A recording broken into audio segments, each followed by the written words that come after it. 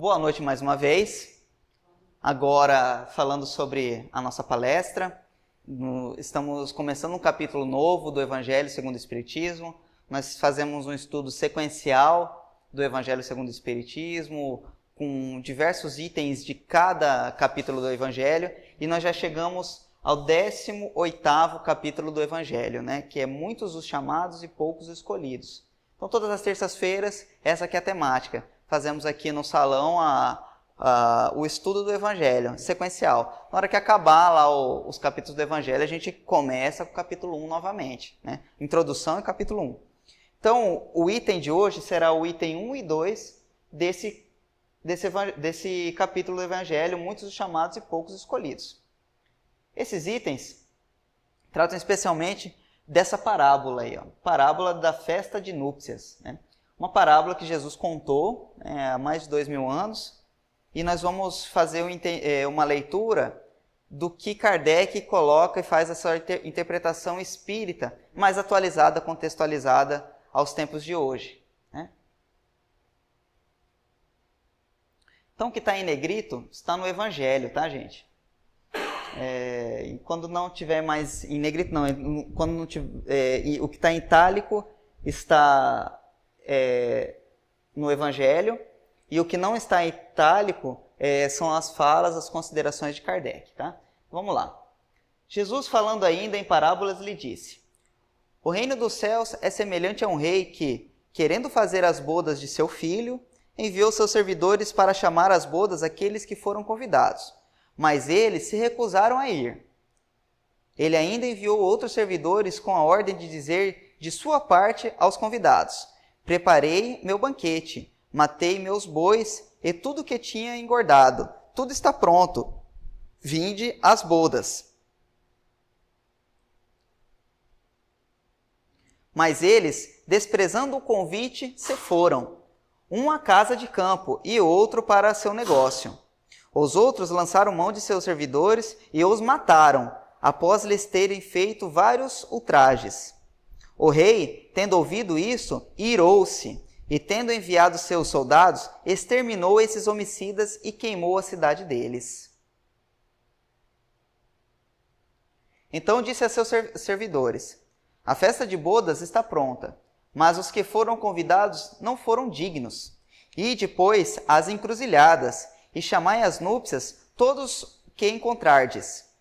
Seus servidores foram então para as ruas e chamaram todos aqueles que encontraram, bons e maus, e a sala de bodas ficou repleta de pessoas que se sentaram à mesa.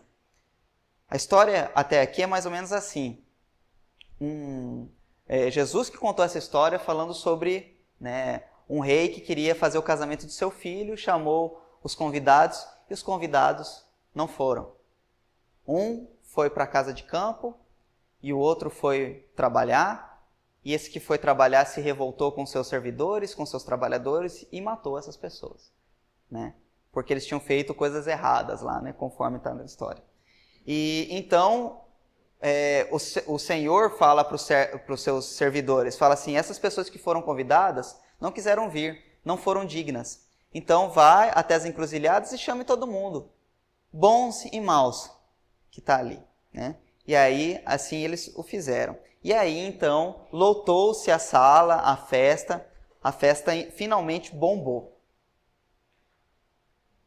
Então o rei, em seguida, para ver aqueles que estavam à mesa, e, tendo percebido um homem que não estava vestido com a roupa nupcial, lhe disse: meu amigo, como entraste aqui sem ter a roupa nupcial?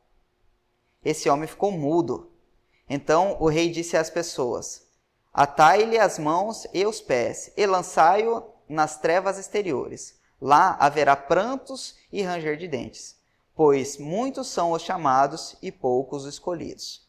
Então, daí que vem essa frase. Ela vem de uma parábola que Jesus contou, e está lá em Mateus, no capítulo 22, de 1 a 14. Então, isso que aconteceu. Então, ela lotou a sala, mas uma pessoa não estava vestida com a túnica, com a roupa nupcial, não estava bem vestido, não estava vestido a caráter na festa, né? E aí, Kardec traz essas considerações aí. O incrédulo ri dessa parábola, que lhe parece uma ingenuidade pueril, pois não compreende que possa haver tanta dificuldade para ir a uma festa, e ainda mais quando os convidados chegam ao ponto de massacrar os enviados do dono da casa. As parábolas, diz o incrédulo, são sem dúvida alegorias, mas é preciso que elas não saiam do limite do aceitável. Então muitas pessoas, assim como nós, temos essa incompreensão em relação às parábolas que Jesus contava. O mesmo se pode dizer de todas as alegorias. Das fábulas mais engenhosas, se não tirarmos do seu enredo o sentido oculto. Jesus compunha as suas, com os fatos usuais e vulgares da vida, e as adaptava aos costumes e o caráter do povo a quem falava. Então, quando a gente pensa em interpretar e falar alguma coisa sobre as parábolas, a gente tem que deslocar o nosso entendimento para pessoas daquela época, que viveram a época de Jesus. Se a gente pegar e simplesmente adaptar essa história aos dias de hoje, ela vai ficar confusa, desconexa.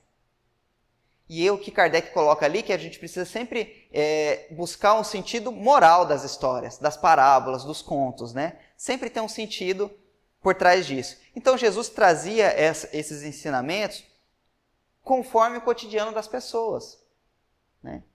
Isso é bem básico, mas é interessante a gente ficar refletindo sobre isso, porque às vezes a gente pega uma frase lá, muitos chamados e poucos os escolhidos, e a gente pode colocar e pregar essa frase, esse entendimento, de maneira equivocada. Então é sempre interessante a gente ver qual era o contexto que Jesus falava essas parábolas, se era parábola, se não era, se era um ensinamento ou não, né? Aliás, tudo era ensinamento. Então Kardec continua. A maioria delas tinha como objetivo fazer o povo compreender a ideia da vida espiritual. Então Kardec coloca ali, postula para a gente, que a maioria delas, se não todas, é para a gente ter um entendimento da vida espiritual. Jesus ele trouxe um entendimento da verdadeira vida para a gente. A doutrina espírita também vem trazer um entendimento da verdadeira vida para a gente. Mas, então quer dizer que existem duas vidas, a vida espiritual e a vida material? Não. Existe uma vida só. Existe uma vida espiritual, mas nós estamos dentro da carne e do osso, encapados de carne e de osso. Então, a gente está no plano espiritual. Eu estou falando com um monte de espíritos, só que está todo mundo dentro do seu respectivo corpo. Mas nós estamos no mundo espiritual, sim. Não existe um mundo espiritual lá e o mundo material aqui. Nós estamos no mundo espiritual. Só que nós estamos encapados com carne e osso. E quando Jesus traz os seus ensinamentos, assim como a doutrina espírita traz toda a sua consolação, os seus ensinamentos, a sua conduta, tentando melhorar a nossa conduta através dos seus ensinamentos, através do estudo, através da nossa melhoria, da nossa reforma íntima, para a gente melhorar a nossa vida espiritual. Consequentemente, a vida material melhora. Porque a verdadeira vida é a vida espiritual. Já estou melhorar materialmente, sendo que o meu espírito está, fracassando, enfim. As nossas mazelas, elas são iniciadas no âmbito espiritual. Os nossos sofrimentos, as nossas emoções, as nossas decepções, os nossos amores, as nossas alegrias, são espirituais. São espirituais. Momentaneamente a gente relaciona as nossas alegrias, as nossas tristezas, às coisas materiais. Ao dinheiro, aos relacionamentos vinculados à matéria, ao corpo da pessoa, isso e aquilo. Mas tudo isso é momentâneo. A forma da matéria ela é completamente momentânea. A forma da minha matéria, daqui 10 anos, é outra. A de vocês também. A forma física dessa casa, há 10 anos atrás, não era nada.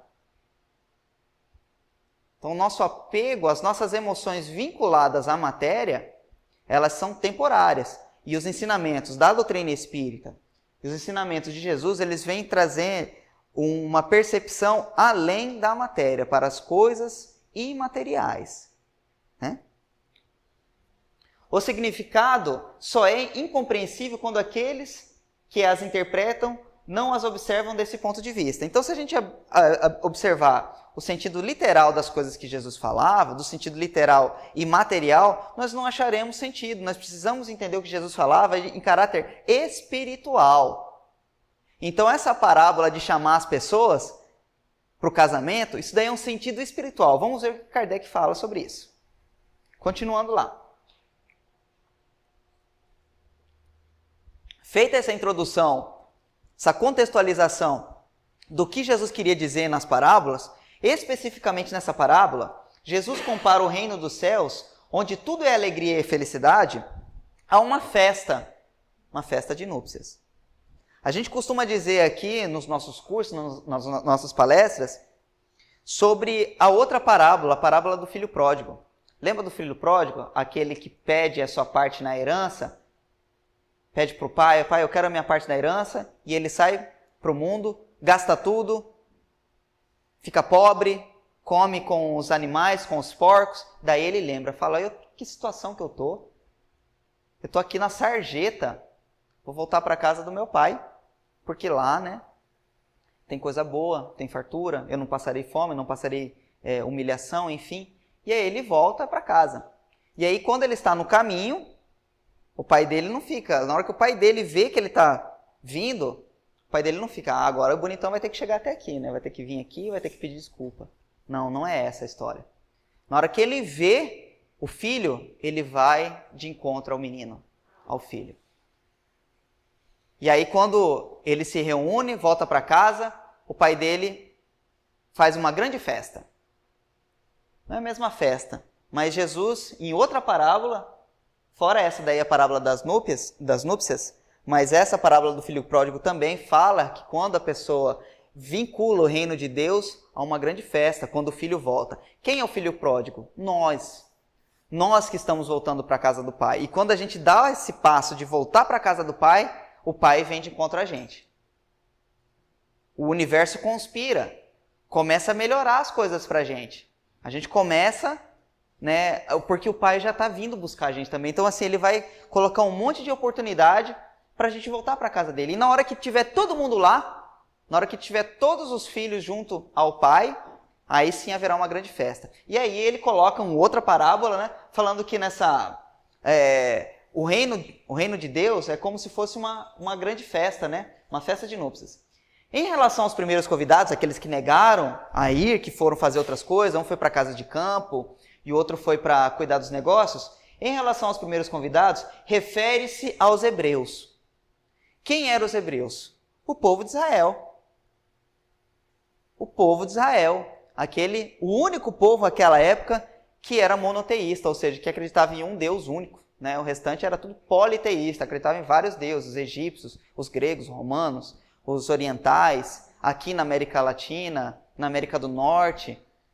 Todo mundo acreditava em vários deuses, o Deus da chuva, o Deus do trovão, o Deus da água, o Deus do rio, o Deus do mar, né? Os únicos que acreditavam num Deus único, o povo hebreu. Esses foram os primeiros chamados, que foram os primeiros chamados por Deus para o conhecimento de sua lei. Ou seja, conhecer a lei de Deus é uma festa. Participar da verdade é uma festa, né? É uma alegria. Os enviados do rei são os profetas, que convidaram os judeus a seguir o caminho da verdadeira felicidade, mas suas palavras eram pouco escutadas. Suas advertências eram desprezadas e muitos foram mesmo massacrados como os servidores da parábola. Então, os enviados do rei que foram convidar os hebreus foram os profetas. Vejamos, nós temos no Antigo Testamento 5 livros de Moisés, né? O Pentateuco. Depois dos 5 livros são os chamados profetas. Então Deus enviou várias pessoas lá convidando os hebreus de novo. Isso que é interessante, sabe? Porque a gente poderia ter ficado, Francineide, só com o Antigo Testamento, só com os livros de Moisés. Por que tem os profetas? Porque nós não aprendemos, desde aquela época. Por que teve Jesus? Porque também a lei estava deturpada, aí ele vai falar ali. Por que nós temos o Espiritismo? Né? Por que ainda tem até hoje vários livros, várias publicações aí vindo? Porque é insuficiente para a gente. Né? É insuficiente, a gente ainda não entra no rumo certo só com o que foi publicado. Então, Deus enviou vários servidores dele, vários trabalhadores para nos convidar para a grande festa. Os enviados do rei são os profetas e tal, já li. Sou eu que estou falando aí? É o meu outro eu. Os convidados que se desculparam por ter ido cuidar dos campos e de seu negócio representam as pessoas que, absorvidas pelas coisas do mundo, são indiferentes em relação às coisas celestes. E eu coloquei ali a imagem de um personagem ali, do tio Patinhas. Vocês lembram que o tio Patinhas, a coisa mais preciosa para ele era o cofrinho dele, aquele cofre que ele nadava nas moedas? Então assim, nada tirava ele dali. Nada era mais importante que o dinheiro para ele. Mas nós somos assim um monte de coisa. Infelizmente, nós somos assim. A nossa moedinha, muitas vezes ela não está relacionada ao dinheiro, sabia? Ela está relacionada a alguém. Você não larga nem que, né? Estou falando que tem que largar todo mundo para vir para cá, né? Que aqui não é o único lugar que tem a verdade. Aqui tem a verdade também.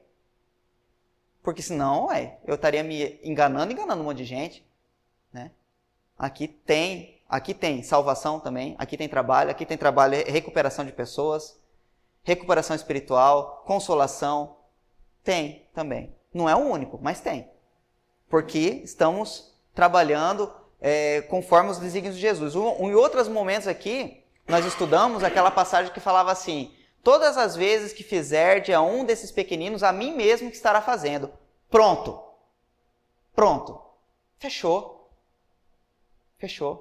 Porque quantas vezes nós somos consolados aqui? Eu, vocês, somos esse pequenino. Então essa obra está fazendo para os pequeninos. Então, onde tiver 2 ou mais reunidos em meu nome, ali eu estarei. Então, acabou. Estamos também servindo a obra do Pai. A obra, uma das milhares, né, que estão reajustando o equilíbrio universal. O desequilíbrio que nós mesmos ocasionamos com as nossas falhas, com as nossas imperfeições, e o universo tende a se reequilibrar. E aqui é uma via para se reequilibrar esses equívocos que nós mesmos cometemos. Mas, tantas vezes a gente deixa de seguir ou recusa o chamado para a festa, né, nupcial, para a casa do Pai, para a gente cuidar de uma moedinha. Quantas vezes?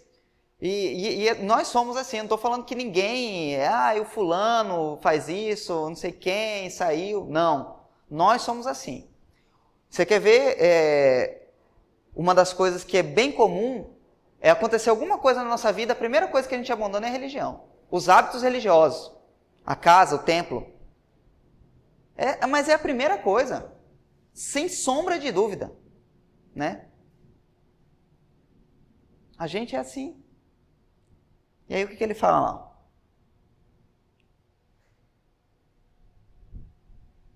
Era uma crença para os judeus de então de que sua nação deveria ter o domínio sobre as outras. Mas não tinha, de fato, prometido a Abraão que seus descendentes cobririam toda a terra? Mas, como sempre, desprezando a substância, tomaram o ensinamento divino pelo lado dos seus interesses e acreditavam realmente que o domínio da sua nação no plano material sobre as outras. Presta atenção, essa imagem é de Abraão. Abraão foi um cara que ele saiu da sua terra para conquistar, ocupar uma outra terra. Uma terra que Deus prometeu para ele. Abraão, ele era da Babilônia, da Suméria. Ele não era hebreu. Ele era de outra civilização, o Abraão. Assim como Noé, anterior a ele. Eles não eram hebreus. O Abraão foi o primeiro hebreu que saiu lá da Babilônia, daquela região, da Mesopotâmia, e foi para Israel.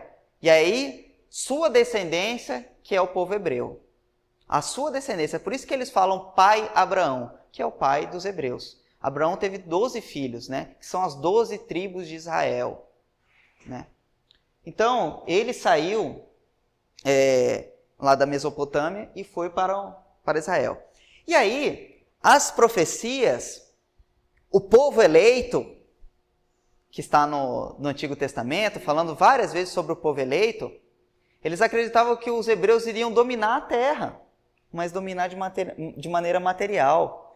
Tanto é que existem estudos espíritas que falam que, por exemplo, Judas Iscariotes, ele entregou Jesus, porque ele acreditava que o Cristo era o Messias, o rei, mas que ele ia dominar materialmente, que ele ia realmente subir no trono ia desbancar Herodes, e ia falar, proclamar o imperador dos hebreus, porque ele era de descendência de reis, ele era filho do rei Davi. Davi foi rei, e ele tinha o sangue de Davi.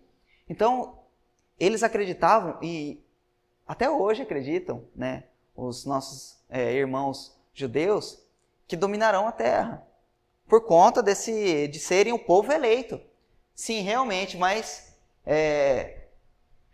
não foram além disso, porque desprezando a substância, tomaram o ensinamento divino pelo lado dos seus interesses. Então, o que vai dominar é no campo das ideias, do Deus único. Vai dominar a terra, sim. Inclusive está próximo, né? Assim que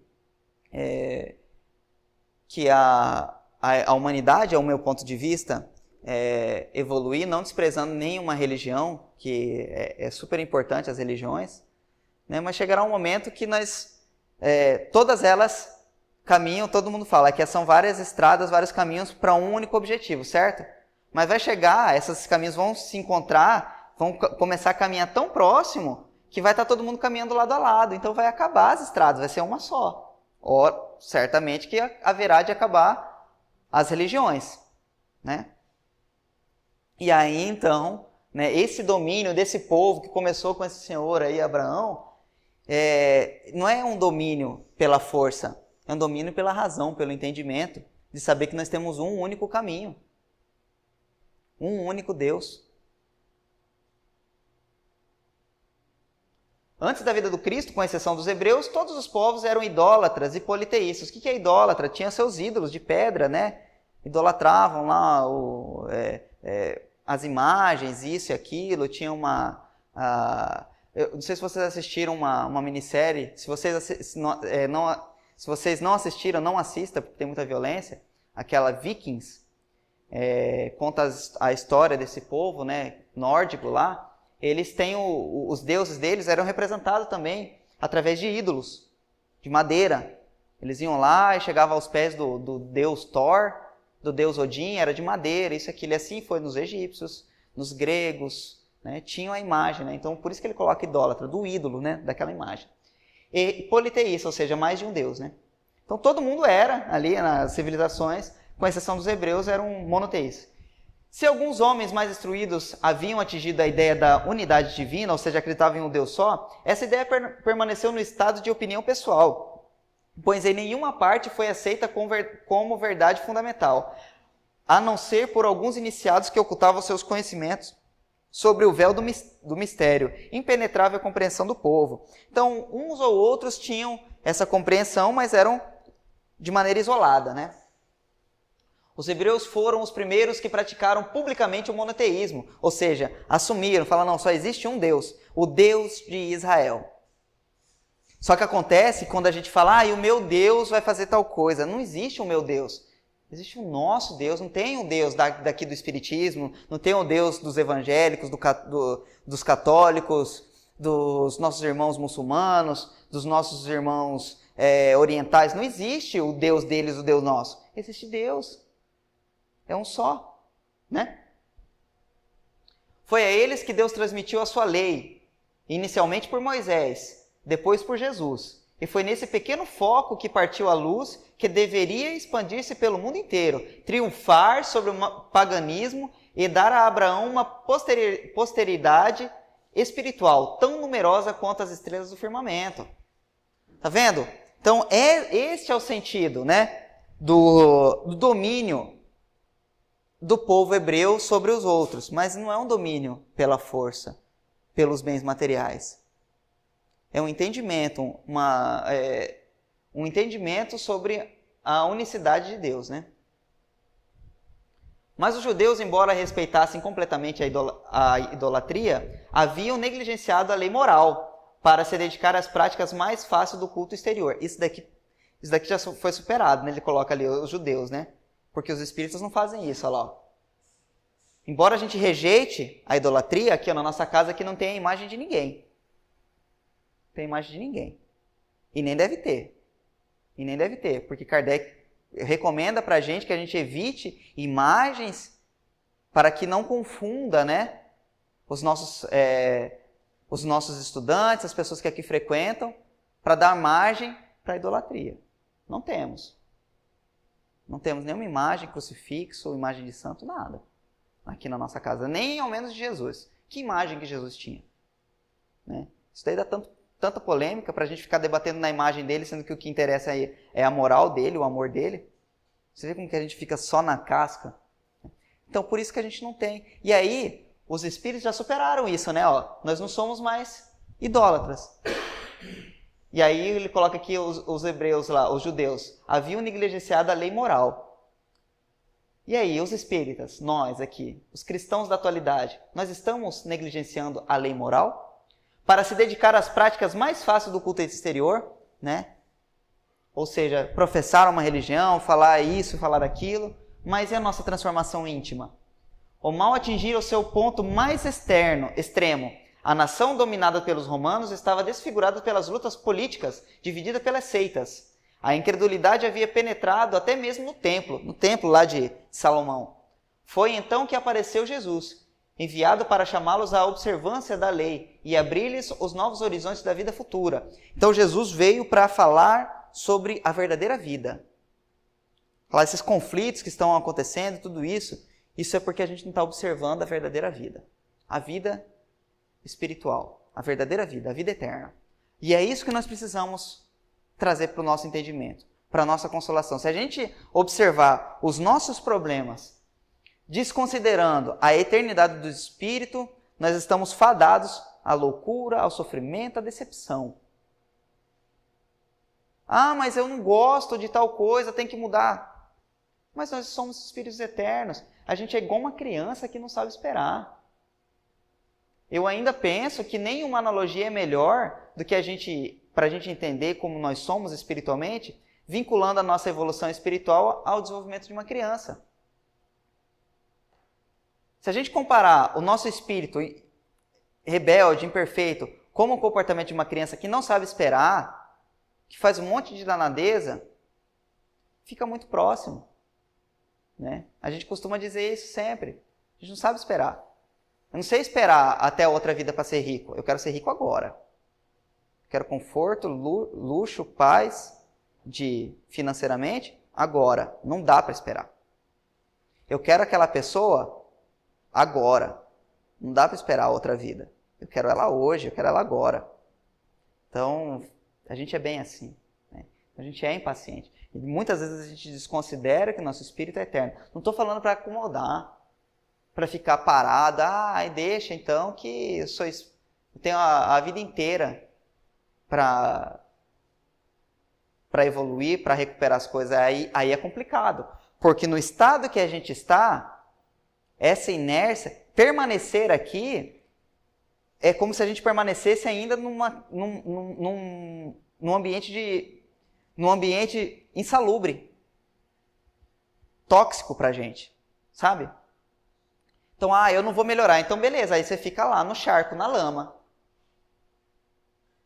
Beleza, pode ficar o tempo que for, mas vai ficar ainda aqui. É como se fosse o filho pródigo, né? Eu tô comendo aqui a lavagem, meu pai tá lá, mas dá trabalho demais levantar e ir para lá. Dá trabalho. A nossa reforma íntima, a nossa transformação moral, dá mais trabalho do que qualquer outra coisa. Mas qualquer outra coisa, porque ela é muito sutil. Os nossos comportamentos, as nossas tendências, elas são quase que automáticas. A nossa revolta, alguém olha torto pra gente, pronto, já ativa na hora.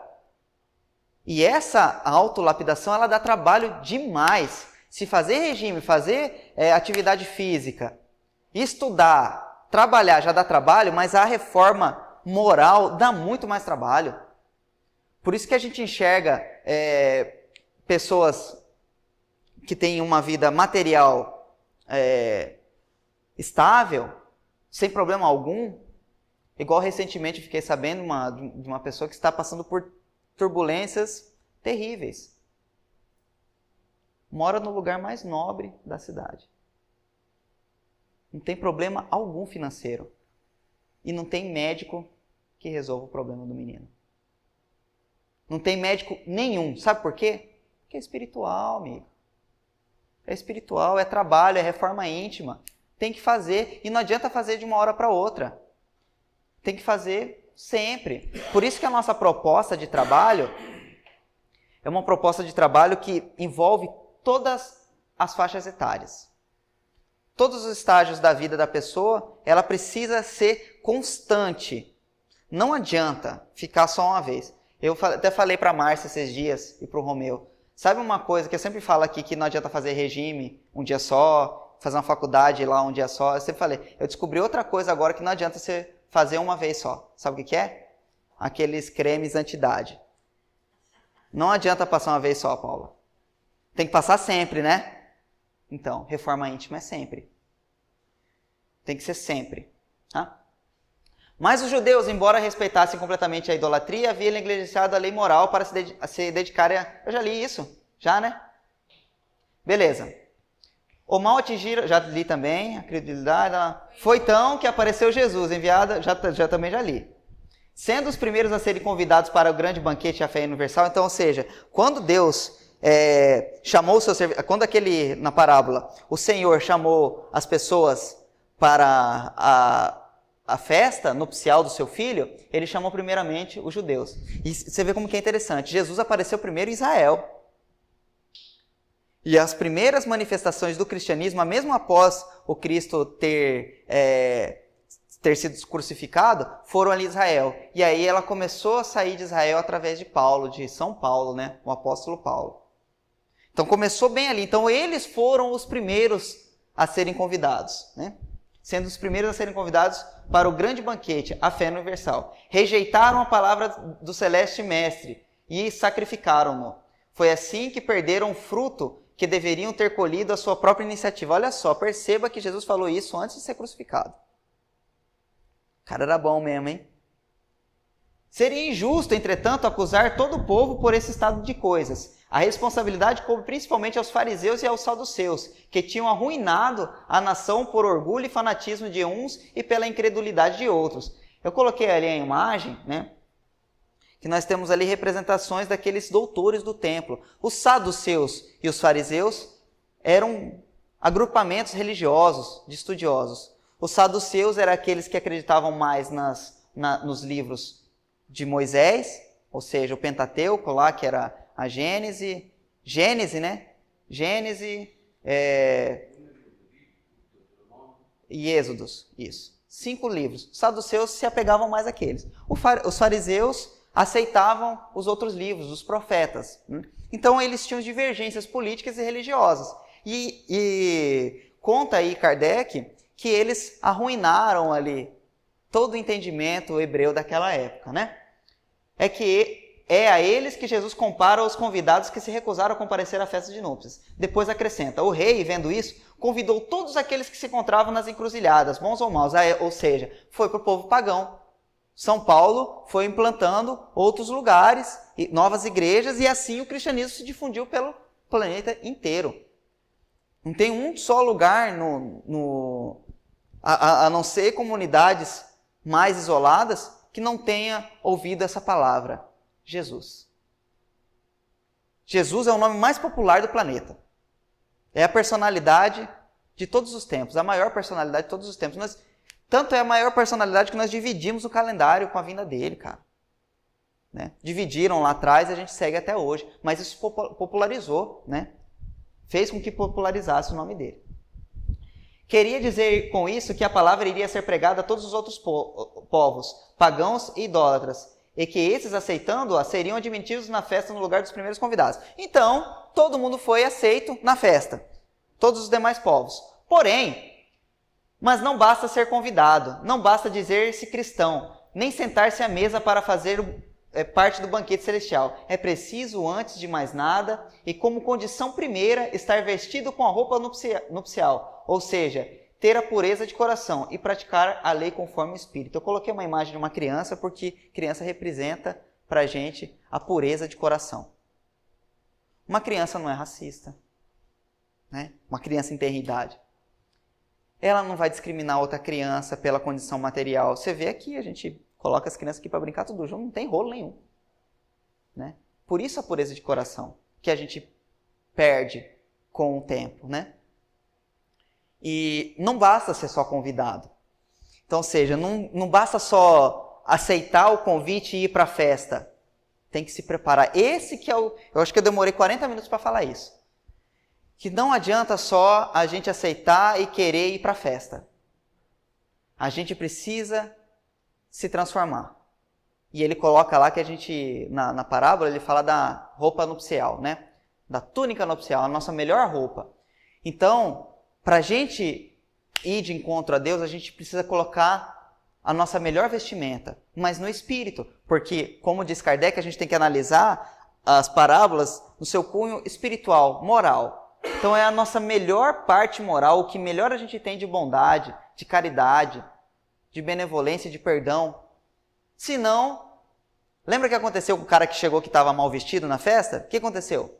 Não ficou na festa, foi expulso, não tem como. E hoje, com o entendimento que a gente tem espírita, a gente sabe que magneticamente não é que Deus vai expulsar a gente para, você está impuro, você não se preparou, você vai cair fora. Não, não é isso. Sabe o que acontece? É magnético. É natural. Não tem como. Sabe? É luz e treva. Não tem como. Uma anula a outra. Então, se a gente não se iluminar, não tem como. O grande lance é a iluminação espiritual, é a reforma íntima. Assim nós teremos nossa transformação íntima, né? Para finalizar, acontece que essa lei está totalmente contida nessas palavras. Fora da caridade não há salvação. Mas, entre todos os que ouvem a palavra divina, poucos são aqueles que aguardam, colocando em prática, e poucos se tornam dignos de entrar no reino dos céus. Foi por isso que Jesus disse: muitos são chamados e poucos escolhidos. Onde está a nossa reforma íntima? O que nós estamos fazendo para nos transformar? Então, nós fomos chamados para ir para a festa, fomos chamados para retornar à casa do Pai, para participar dessa grande festa, mas se a gente não se transformar, nós não vamos ficar. Não vamos ficar. Não tem como. Né? É isso. Vamos fazer a nossa prece? Vamos elevar o nosso pensamento a Jesus e agradecer por mais uma oportunidade que tivemos de estar reunidos para reflexões, para o estudo, para o tratamento. Jesus permaneça conosco, envolvendo o nosso tratamento espiritual, envolvendo também os nossos entes queridos. Que Jesus permaneça conosco, hoje e sempre, que assim seja.